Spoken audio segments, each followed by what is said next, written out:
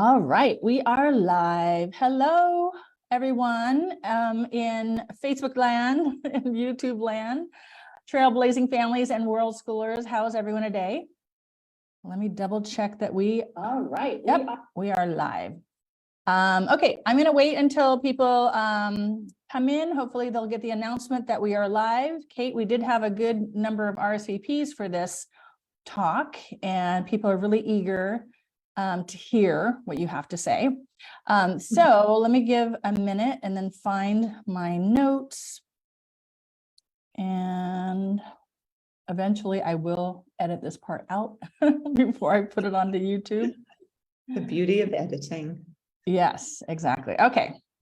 So I think we are ready. So everyone, I have a very special guest today. We have Dr. Kate Green, who I've known for a few years online. We haven't met in person yet. I hope to change that one of these days. But we have lots of mutual friends in common. We're both alternative education and worldschooling and unschooling advocates. So I'm super happy to have Dr. Kate Green here today. How are you, Kate? I'm good, thank you. Really good. Yeah. Good. And let us know where you are right now. We are in Buenos Aires in Argentina and heading out tomorrow to Santiago over in Chile and then back to Mexico. Okay, good. And where are you from originally? I was born in England, raised throughout Europe, ended up in the US at 17. And so we're all dual citizens, basically. My kids, I have 5 kids, they're all born in different places around the world. And but they're all dual citizens, and now we've added Mexican residency to that. Oh, wow. I didn't realize that. That is so cool. Yeah. But you're living in Florida for a while, correct? We were living, yeah. We had a house there. My mom's there, one older son. And so we bought a house after we came back from the Middle East the second time we lived there. And so it was, but we were traveling a lot. That was just kind of this home base. Yes. Okay, I know you've been so many places, so we'll get into that for a bit. But let's let everyone know you are a university professor. So you've got a whole bunch of degrees. I know one of them is in education and I forget the others. So let us know your professional background. So, I mean, I started out in the US Air Force, and I was a journalist, military journalist, and then so have associate degrees in journalism. And then I got my bachelor's in psychology, a master's in ed leadership, because I was starting to homeschool and unschool and learning about education. But when I got the master's, I was like, this is not the educational path that I want to do. So I got my doctorate, my PhD in child development. So it kind of brought the psychology and the education back together. And I've been really lucky to teach in both colleges of education and psychology and really have that integration, because I just, I don't know how people in education get by. I hate it when they don't know anything about child psychology. You have to understand that as well, and vice versa. Right. Okay. Well, you know your stuff. You have a fantastic academic background and a practical background, being a mother of 5 children, 4 of whom have grown. They've flown the coop. I think you have a teenager still. Yes? I do have my daughter. She's the youngest, is 17. So she's still at home, but also my 20-year-old, my youngest son, is still traveling with us as well. They're both in university. So they're both studying online and I work online. And so we just travel.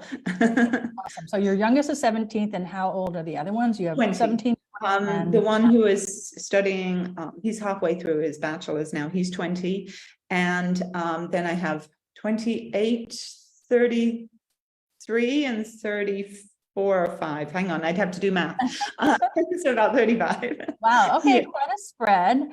That's awesome. And how long have you guys been world schooling? It's really funny. I mean, we've been doing this. We didn't even know there was a term for it until, gosh, I went to Lainey's first World Schooling Summit and went, oh, there's a name for what we do. So I guess if we go back, I learned about homeschooling when we were living in Hawaii, because my oldest at 5 went to kindergarten And he was already doing third grade work, math and reading, and they couldn't accommodate him.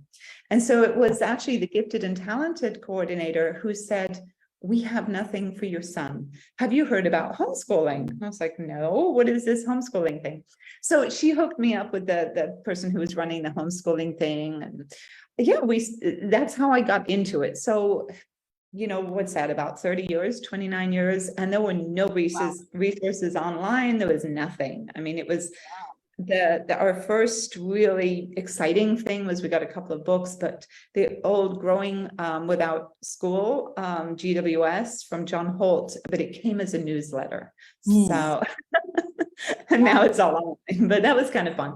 So yeah, big John Holt fan, and I was bringing all of that in, and Ivan Illich into my master's in education, which you can see probably was not, they were all kind of like, huh, who is that, you weird little person, you know? So it was, yeah, it was a good split. Okay, because I have friends of mine, you know, who work in education, they're teachers, and they say, yeah, we learn a lot of this education theory, but it's not used in our work because of the system, the way it is. But we do learn it, and we would like to, you know, actually teach in a way that works, but unfortunately not. So it's really interesting that you were actually, you know, educating your son while you were studying education. So, okay, so you've hopped around the world a bit. You've worked abroad. What countries have you worked in as a university professor? Well, as a professor, I've been 3 times to the UAE. It just keeps pulling me back. That's our second home, basically. Okay. And I started, it was my first job right out of grad school with my PhD. And it was like, I saw this job listed for this new university for Arab women, and it was in a place, the UAE. And so I said to my son, you know, we were in the kind of the office room. I was like, pass me the globe. I was like spinning the globe. This was back in, I guess it would have been 2000, or well, 99 when I started looking at it. And I had this exciting thing called a Skype interview, which I had to go to an office downtown Knoxville and find this office who had the capability of doing this call. And yeah, so that was really cool. And yeah, it just all clicked, fell into place. And then all of my graduate advisors and the faculty at UT were like, this will be the death of your career. You know, it's not an accredited, where are you going? And a lot of racist comments from people that really surprised me about going to the Middle East. Yeah, it was really a shock, and got over there, did it anyway, because that's who I am.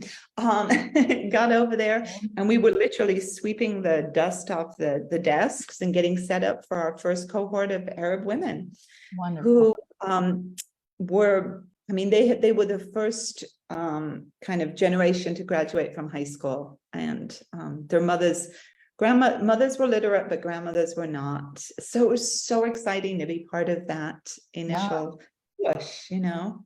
That is so. And then I've been back twice more. The last time was last year. I went back just as a visiting professor for a year to a university. Just get out of Florida. Where else have you lived or taught, or then we'll talk about the traveling.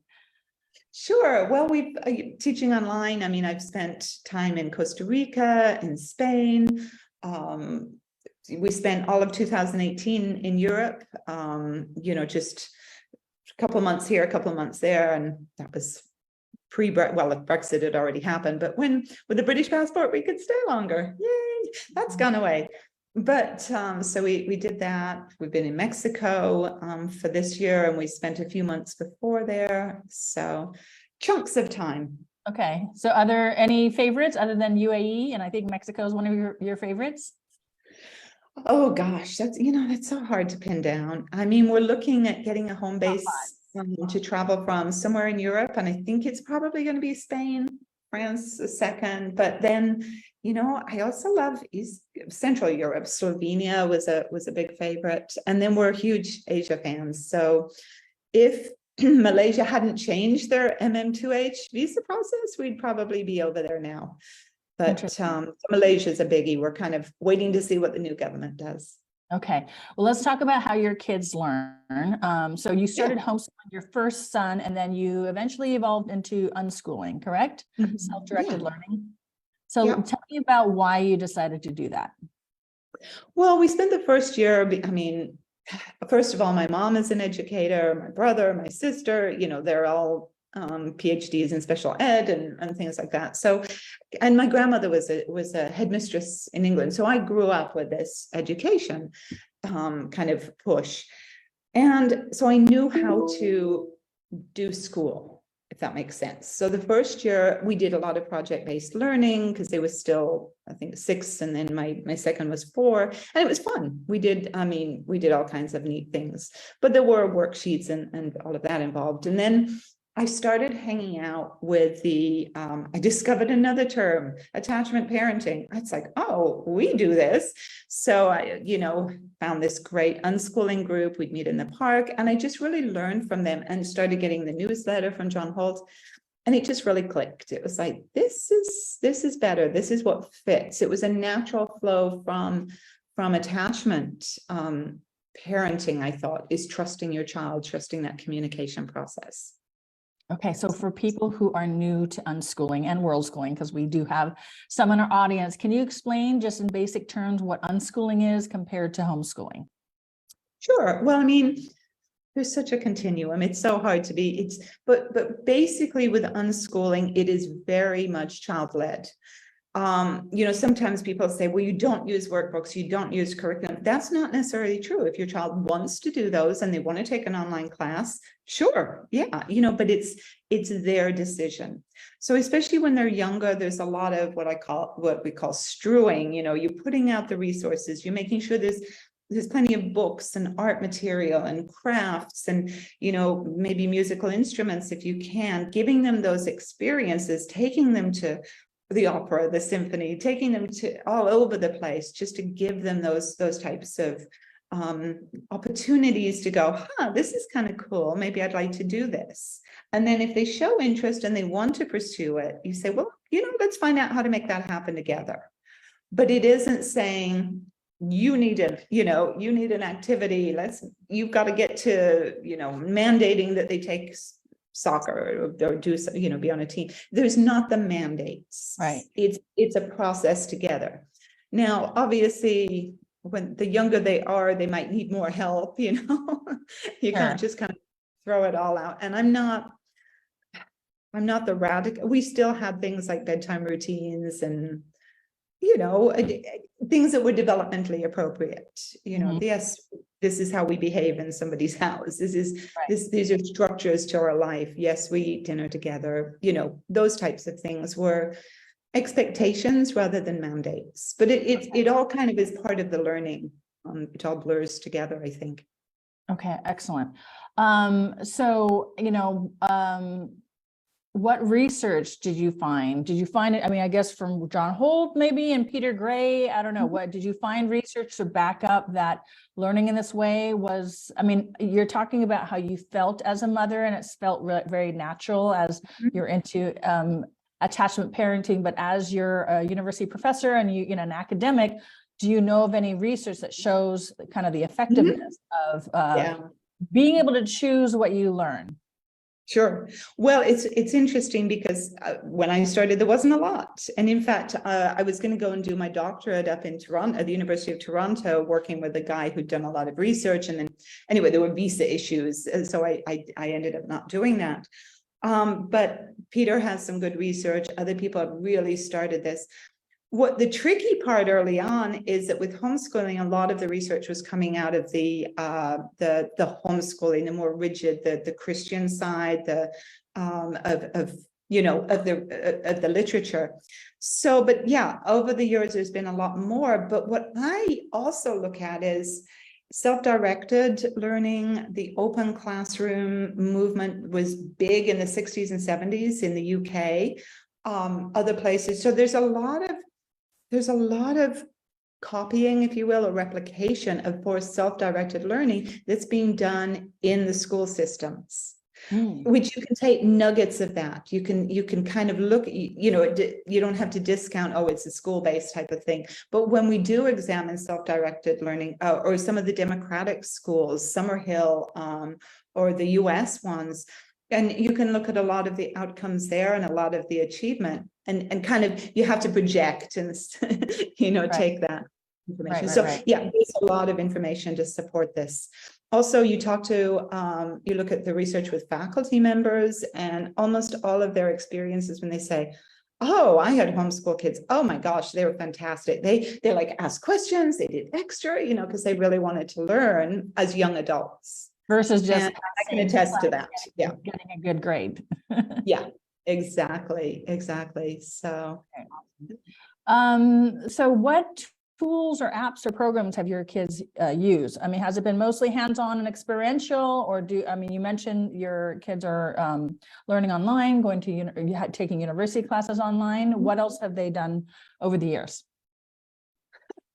We've done a lot of stuff. We've had the workbooks we used to do. Mequon Math was really something that my kids, I like that program a lot. It's kind of fun. What's it called again? Mequon, M-I-Q-U-O-N, Mequon Math. It's still around, but it's really a good one to see. I always learn. I'm like, oh, that's so cool. You can see patterns, So, and I will say, my older sons, after going to university, and because there is a bit of a gap between the younger two, and it was something that they felt was really important, that the younger two take math classes. So yes, we're unschoolers, but based on the older three's experience, they said, Mom, I think you need to keep them in kind of from the Mequon to have a math instructor and be taking math classes. And so they did. They've had quite a lot of that online. They both finished college algebra already online doing that. But I think that's been good. So we had a math tutor and a math,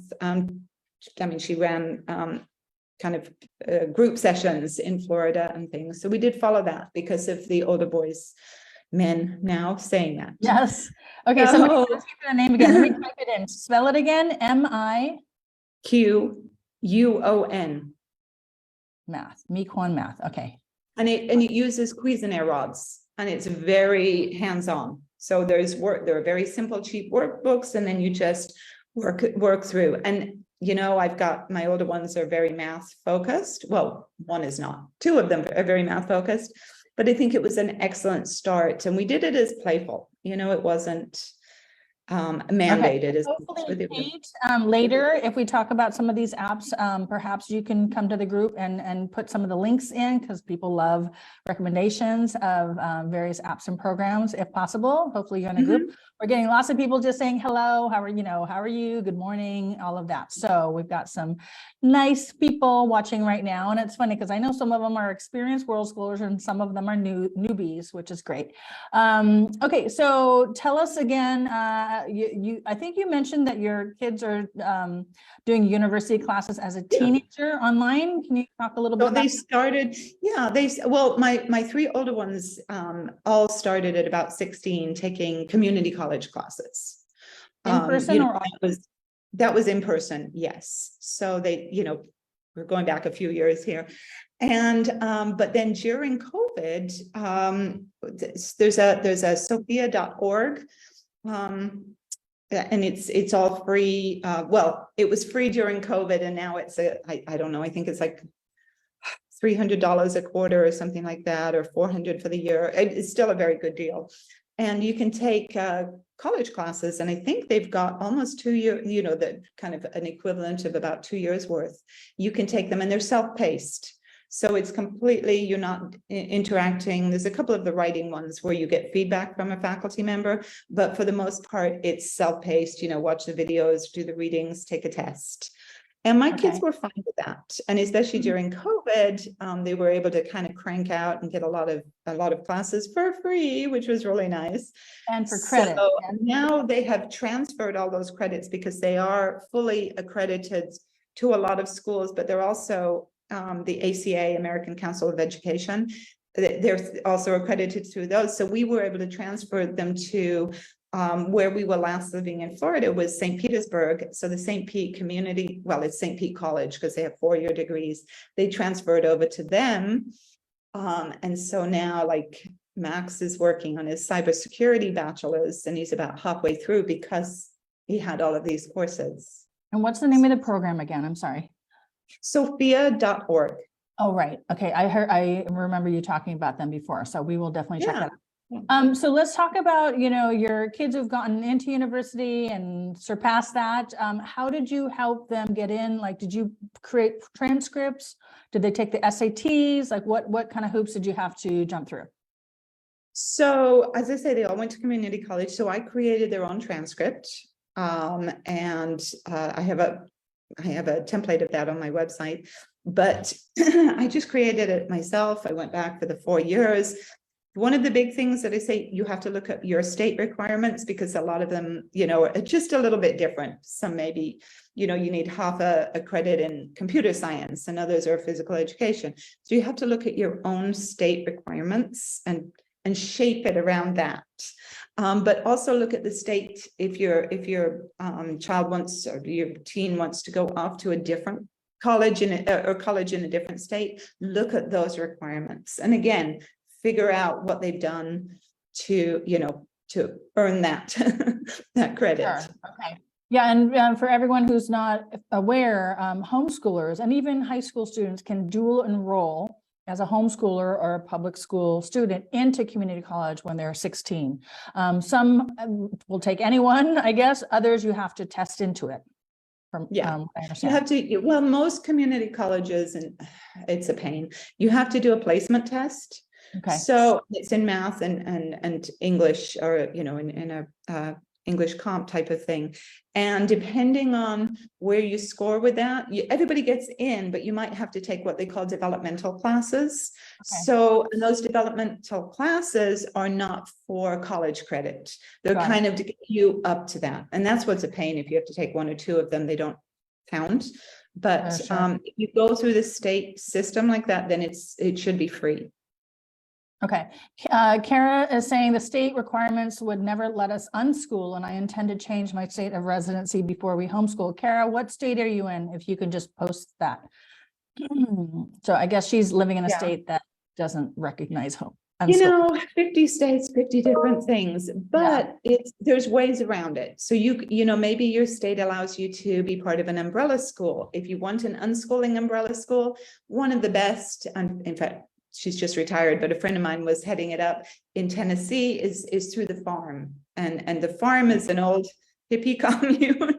Okay. It isn't, they've kind of grown a little bit now, but they also have a wonderful umbrella school, which is fully accredited. And I think most states will accept it, but there's always that. I think some of the Northeastern ones are a little bit funkier. Okay, Kara says she's in Ohio. They have to approve a full lesson plan each year and then require a report at the end of each year. So, again, some of us are world schoolers and we're abroad a lot, and some of us may not really have a home. I mean, I guess we Americans, we still have to file our taxes every year. So we do need some type of address, whether it's, travelingmailbox.com. That's one of the things that I have. But I still do my taxes in Washington State. So but we have not even filed as homeschoolers in Washington State because we're out of the country, and I just feel like they don't have any jurisdiction on me. And my kids, maybe once they're 16 and we start thinking about university. So anyway, so tell us about the kids who have gone to college. What did they study, and what types of school did they go to? Big schools, liberal arts schools? What types of schools did they go to? Sure. Well, my oldest, we were back in Knoxville after being overseas. So he went to the University of Tennessee, got a full ride scholarship in physics and jazz guitar. Wow.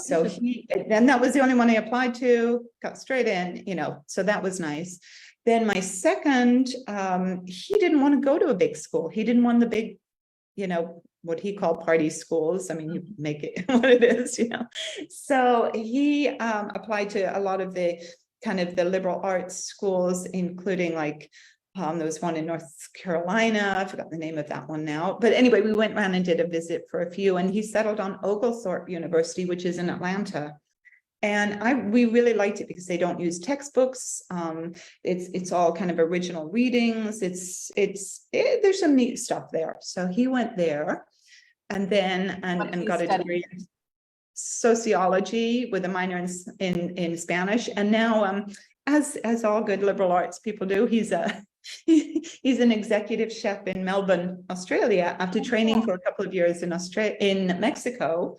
Wow. He kind of decided he was sick of being in in school. Well, not in school, but he'd already was finished in Atlanta, came to the UAE for a year, went back, and then we were traveling to Mexico. He was like, I think I'm going to come with you.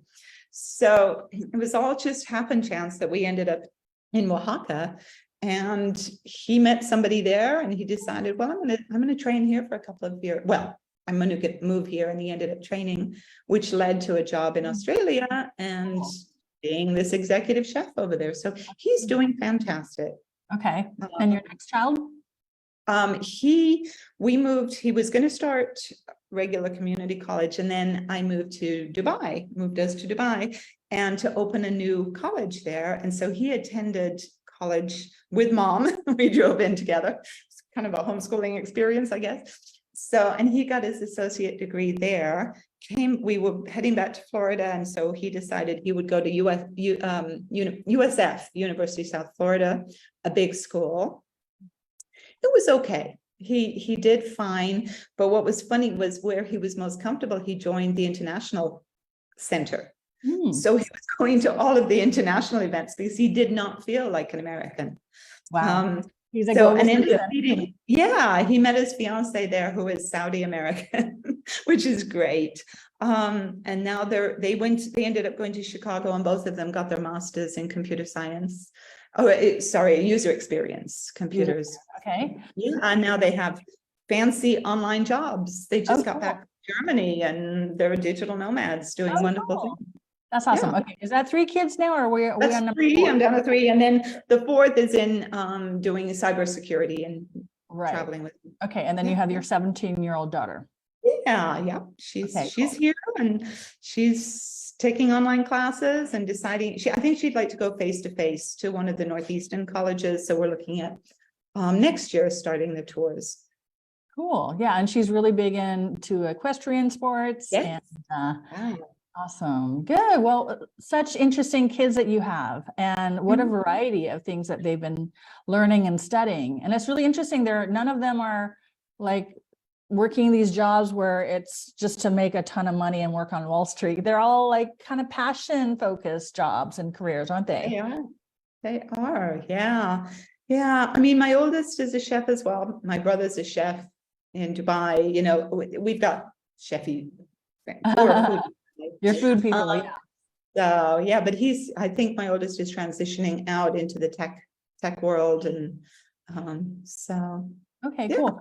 What advice would you have to parents who are, going to start world schooling, and they are looking into unschooling, because it's, maybe their kids have been in public school or private school, and it's a big transition. And I know that a lot of world schoolers many of them do eventually accept unschooling, but it's kind of uncomfortable at first. Kind of getting, that whole mindset, deschooling. Maybe we can talk about deschooling a bit, and getting away from that mindset that, the kids need to learn these standardized, rigid curriculum things, and, trusting your kids to learn what they think would be good for them to learn. Like, how do you do that as a parent?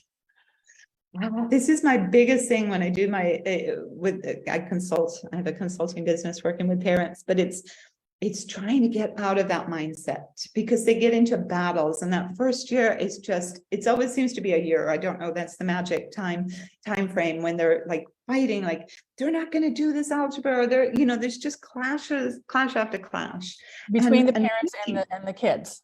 Yes, yeah. And I think it's so sad, because the biggest thing with education is not what's going to be learned in a textbook. It's not, memorizing this, or can you do math at this level? It's enjoyment of learning, but it's also enjoyment of the family and relationships. And so you've got to focus on the relationship part of your family life more than this type of curriculum. So stepping back and saying, let's develop these family traditions. Let's have always having a meal together. whatever meal that is during the day, spending that time, not bringing phones to that meal so that you can have that communication, you can have time to talk to each other. As world schoolers, we're in a pretty small Airbnb here. And we're in one hotel room for the next 4 days because it's cheaper, and it's okay. We've done that, but we've learned how to have our spaces within it. But you have to be able to build up those relationships and not just want to throttle each other all the time. And if you're going into this with the belief that you're going to be the educator, best, you're going to teach them this and this and this, then you're setting yourself up for conflict.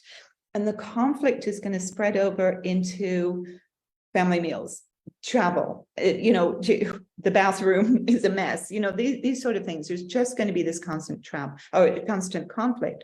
So what I focus on is stepping back, be in that as a relationship, work on communication skills, work on laughter, watch TV with your kids, watch stuff that they like, and then get them to watch stuff that you like as well. But you have to kind of have it be enjoyable. It's a short amount of time you have with your kids. I mean, I know I'm down to my last year or two, and I'm like, oh, I want us to do this and that. Empty nest syndrome's coming. Yeah. I'll just go live with each one of them around the world, so they're not really getting rid of me. Well, I've joked, but we're serious. There's a group of world schooling families. We've kind of talked about, once our kids have flown the coop and we're empty nesters, we will have a world schooler parents empty nesters group, and we will travel together. Oh, that's funny. Well, we need to talk, because a couple of other friends we're already saying the same. Yes. Oh my gosh.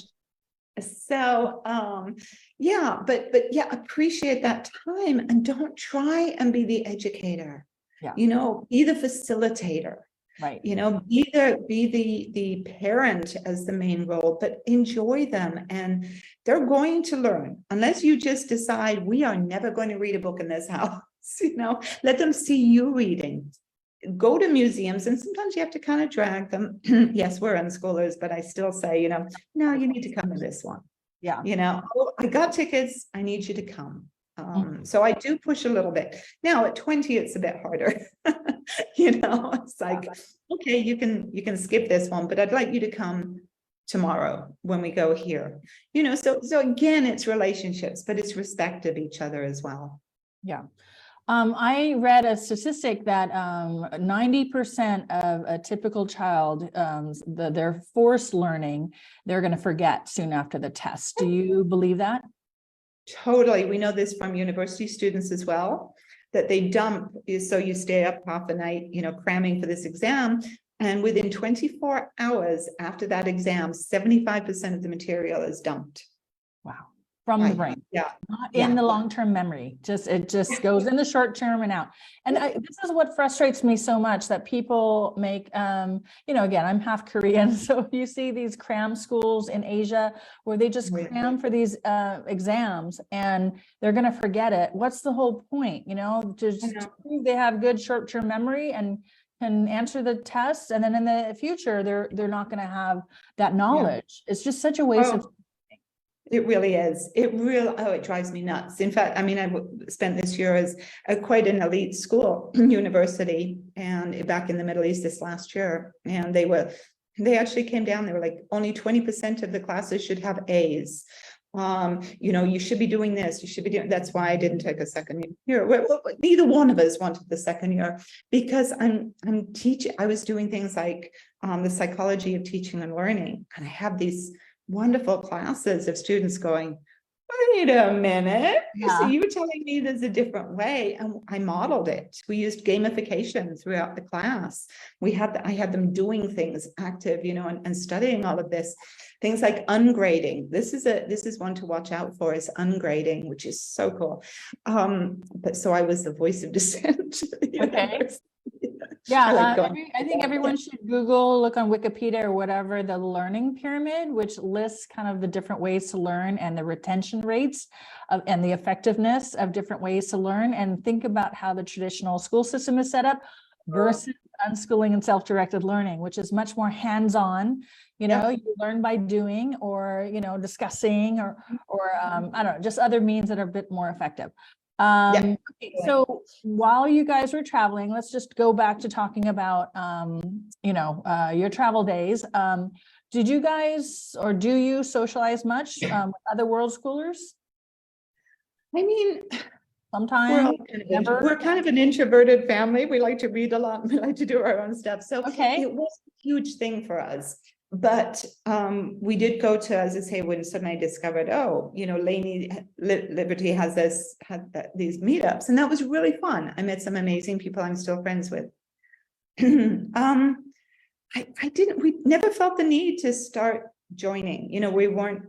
It just wasn't a big deal. Now we were part of homeschooling groups around the country, and those were some special kinds of events, or we would join those, or my kids would take classes, but mostly we met people in parks. We hung out, on the playground.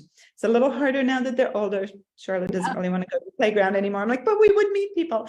So it's just a different focus. Do your kids keep in touch with people that they've met traveling?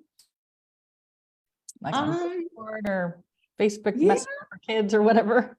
Yeah, I mean, we have one set of friends, somebody who was actually part of some work that you were doing before, and they came to stay with us in the UAE a year and a half ago, and then we traveled together to Jordan, and we went to Petra together. So that was really fun, and they're friends, but no, not as much. I mean, it is harder to form those friendships when they get older, but yeah, I look at my older ones, and they've all got really good friend networks, and they're fine. But as you say, as a family, we are a little bit introverted. So. Yeah. No, it totally depends on the family. And the funny thing is, my daughter's very introverted. One of them, the other one's more extroverted, and I'm more extroverted. So it's not easy. I know. Yeah. So how has your family's world schooling journey and experiences benefited your life as a family? I mean, I really could not imagine living any differently. It's, when I came back from the first time in the UAE, Max was a baby, and I knew I didn't know that Charlotte would be born, and then I started teaching online. And again, everybody was like, that's the death of your career. This online stuff isn't going anywhere. I'm like, okay, well, I'm going to risk it. So I always put my kids first within my career, or the family first, or like, what is going to work for us? I hated leaving my babies. And so discovering this thing called there's online universities, and I can teach and make money and support us. It was fantastic, and understand that even though it was only 20 years ago, that was huge. That was a massive change in the way we were thinking. So I've been really lucky and blessed to be part of that from such an early time. But I don't know. To me, living any other way of putting my kids into school, or having to leave them, we did it for about a year in Dubai. It was a funky little Waldorf school, but the commuting, I was a dean, and I had to dress up and do all of this leadership stuff. I'm like, oh gosh, no, so it was wonderful to go back to what my kids call the hippie style, where we kind of have our own path, where we go where we want and when we want it. So I think it's just about freedom, and it's giving kids the freedom to learn what they want. And it's somewhat of a democracy about where we want to go and live. I try and take everybody's consideration. Yeah, we're in Italy right now. Not always easy. My daughter wanted Italy instead of Spain, because I thought we'd be in Spain by now, but I'm letting her make the decisions of where to go. Yeah, I mean, it's hard because we've got different, and my husband too, there's 4 of us to take into consideration. So you're juggling that. And then we've got the dog. We travel with a beagle. That was the next question about traveling with your dog. How do you do it? Don't do it. I mean, do you bring? No, he's lovely. Bring dogs easily to Mexico, but I mean, UAE, other places. God, UAE, I added it up. It cost me $7,500 to $8,000 to get him in and out. Now, I had travel allowance, so the university paid about 6 of that. But it was still because he had to fly his cargo, and that's not so when you go places normally, they would fly in the hold, but they go as excess baggage. If they go as cargo, it's thousands. So that was really a lot, but we did that. And he was born in Thailand. He's funny. And I got him in the UAE, and he traveled Europe with us for a year. He's Mexico. I mean, he's been all over the world. So, you have to have certain shots. You have to have a passport. I mean, there's a lot of paperwork. Some countries won't allow pets. I know. It's the paperwork part. The paperwork will make your head want to explode. I mean, I can get my kids into any country, but getting the dog in is a tricky one. I turned down, it was about a year into COVID, and I was offered a job to go to Japan. And it would have been 6 months. Yeah, we had to get the rabies titer and then wait 6 months. So it wasn't just a rabies test, a vaccine, it's the titer test. And it just, yeah, it was, I turned that job down because it was just. Have you left your pet at home and had a pet sitter? Have you done that?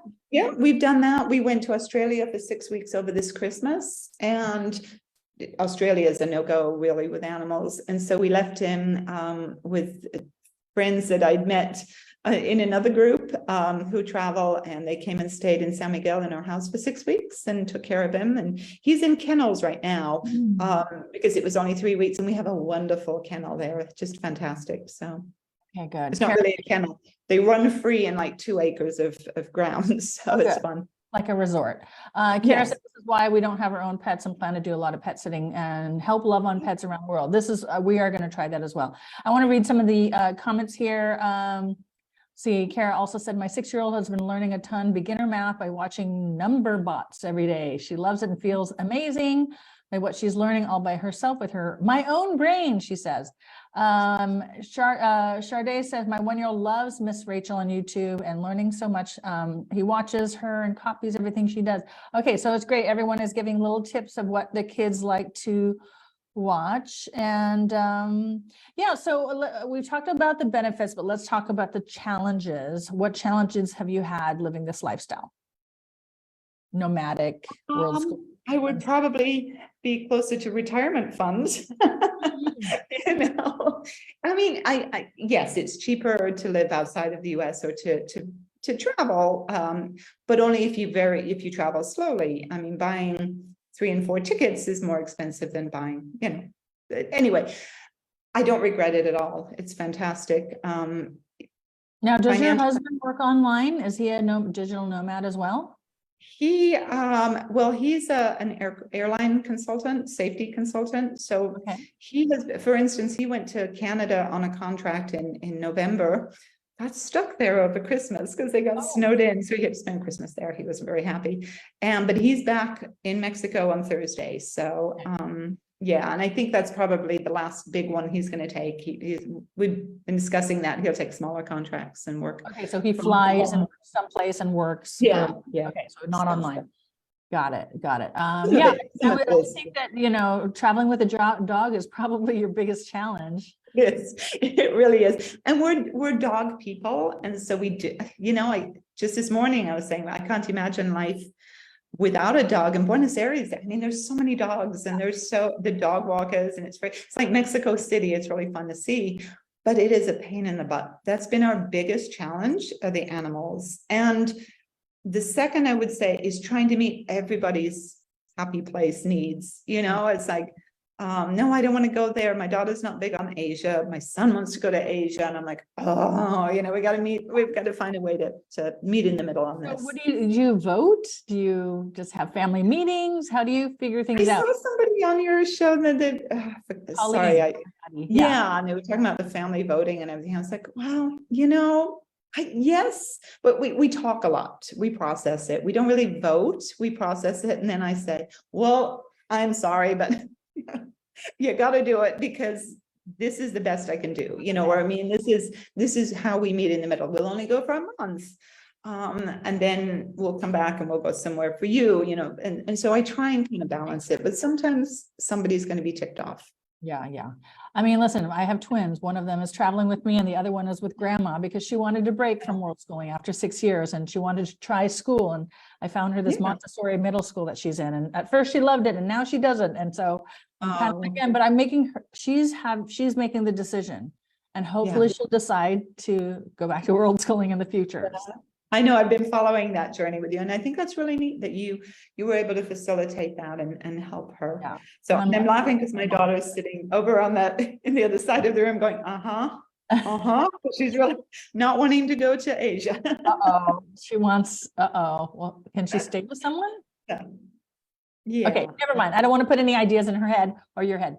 Okay, so what are the great lessons that you've learned world schooling, like, or maybe what do you wish you would have known when you started off that you know now? Trust in the process, trust in your kids. They will find their path. And it's really crappy. You know, the age of 16 till about 19, it's just crappy. Whether they're in school, whether they're in school. Yeah, you got it coming. I mean, there's the angst and it's just a lot of angst. It's already starting though now. It started 1 or 2 years ago. But the more that you can talk and you just you have to kind of get through it. And my sons were all like, I don't know what I'm going to do in my life, and all of it. They all were. Okay. And suddenly something clicked and they're like, oh, okay, I'm happy doing this. And then that led to the next thing and the next thing, and it will click. It will click. And also, I think to not be locked in. I hate it when people are like, oh, you're 18. Where are you? When are you leaving home? Or moving away. Throw out those parameters. I mean, we don't take our kids to school 9 to 5 or 9, or whatever it is, 8 to 3. I think it probably is. Who cares if they want to live at home? The bulk of the world live at home. Yeah, but many we Europeans, get so many questions from the traditional people, like, when are you going to leave and go up to college? Oh, it's none of your business, but also don't feel like you have to. If they're traveling and they're doing something and they're still learning or they're still exploring what they want to do, it's your choice. It's your family. Yeah, I feel like there shouldn't be this set timeline for every single family. I hate it. I really hate it. Yeah. Sorry, it's one of my pet peeves is that we have these timelines. You must have your driver's license at 16.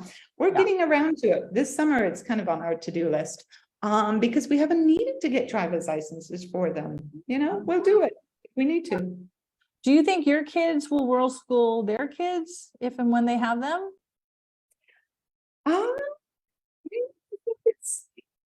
We don't know what the jobs are going to be by then. We don't know what careers. I mean, all of mine want to live outside of the US. Well, one already is, and they're traveling. They have no desire to stay in the US. They want to see the world. So probably my daughter-in-law, I've got a 10-year-old grandson, and they're traveling as much as possible. She's going to keep, we love this school. She's at our house, they live in Knoxville, in our house there. And it's a great little school, a public school with 12 kids in it. And she was not able to he needed the speech. And anyway, he's done really well in it, but he's only there for another year. And then she's like, oh, maybe we'll move to France. So because she speaks French very well. So that's an option as well. So we're discussing where to have our home base over there. And they'll probably, maybe we'll have a duplex kind of situation. Okay, good. So you're a family education consultant. Let's talk about that. You have a website, drkategreen.com, right? Yeah. Is that the right one? Yeah. So I'll put it in the chat. How do people work with you? How does that work? I believe I haven't checked it in a little while, but there should be, my email should be on there, and people can always click on that, or they can email me and I will send you the link. Okay, well, your website popped up. I just typed it in, so that's good. So you help people who are looking into unschooling and or world schooling combination, or everything. My background is parenting and education. So I talk to people about parenting issues, all the way from, breastfeeding support and struggling with kind of having baby issues, because that's a big part of my research as well, has been with littles, all the way up through getting them into university. Yep. Wow. You're such an expert, Kate. Well, I had my own lab at home. With everything, yeah, your own lab at home. You're like experimenting on your kids. Yeah. Well, I mean, so far they haven't ended up living under a bridge, so they're doing fine so far. And I talk to a lot of World School newbies, and so many of them are so nervous to pull their kids out of school and to World School and fall behind and thinking that they're going to ruin their lives. And I keep saying, no, actually, this is a gift. Your kids are going to be better off than if they stayed within the four walls of a traditional, antiquated school, And so much better. And again, a big take, because I'll go back to what I said before, was about relationships. I like my kids. I think my kids like me. Look at my daughter. Your daughter's over there. We have the best time together. I mean, Australia, we travel there so we could hang out with one son, and we just we have a good time. We have fun. And I think that's an important kind of takeaway, is focus on the relationship, enjoy the time you have together, but also, know that you don't have to have this adversarial type of thing. We don't have door slamming with teens. We don't have all of that, because we talk about it, and I don't know, it's just easy. Yeah. And I think it's so true. When you World School, you spend so much more time with your kids. And I know for some parents, they're freaked out by that, because they're so used to just waking up in the morning, spending a little time with their kids. They go to work, the kids go to school. You don't see each other all day until a little bit in the evening and a little bit on the weekends. And then a few weeks vacation a year where you go to a resort. It's just a totally different lifestyle. And I think some parents just freak out at the thought of spending so much time with their kids, but it's actually not so bad. It's actually pretty great. I mean, especially if you can do it and get to know them as people, and they get to know you as a person, and then you cherish it. It's so painful when I work with people who have kids in traditional schools, and the teenage yelling and screaming, and they hate you, and they never see each other. I'm like, it breaks my heart, because it's like, your families don't need to be like this, in whatever form your family is. You don't need to live like that. Yeah, there's a better way to live, and that is unschooling and world schooling. And finding your family is okay. Yeah. So, and world schooling can be in your own community. You don't have to be in Buenos Aires to do that. You can do this at home as well. Exactly. Yeah, as long as you are open-minded about the world and other cultures, new ideas. I mean, hopefully you can get on a plane or a train or something once in a while, but yes. Look at the world as your classroom. Exactly. That's it. That's the big one. Yes. So, well, thank you, Kate. Like I said, enjoy it. Yes, It's a short journey. Let's see. Sade saying, my 8-year-old asks sometimes, can he stay home for mental health day? Yes, it's his way of saying he wants to stay home with me and his baby brother. Let him do that. I mean, missing 1 or 2 days of school, believe me, it's going to be better for him to be with you, Mama. Martha is saying, I think she's saying pet sitting is such a fun way to enjoy animals without the responsibility of full-time pet parenthood. Awesome. Well, thanks, Kate. It was great to chat with you again, and I hope we can meet in real life. My daughter and I were in Buenos Aires last I know. fall. I know we keep missing each other, but I hope we do. Cross. Yeah, that would be great. All right. Thanks for having me on the show. Yeah, thanks for sharing your wisdom on parenting and education. It's been so awesome. All right. Thanks. Thank you. Thanks for watching. This is Lizz Quain with Trailblazing Families. My twins and I have been traveling and world schooling for over 6 years, and I'm happy to share about our experiences. Make sure to check out the other videos on this channel. I do have a playlist of all the other interviews of other world schooling families and service providers. We're all happy to share our information and wisdom about how to best live this world schooling, digital nomad, and family travel lifestyle. If you're new to world schooling and need a bit of help, I do have a super comprehensive 12-week program on how to travel extensively as a family and how to world school, how to educate your kids. There's many different ways to do it. So reach out to me and schedule a no obligation Zoom meeting so we can have a quick chat and see if my program is a good fit for you. Thanks and happy trails.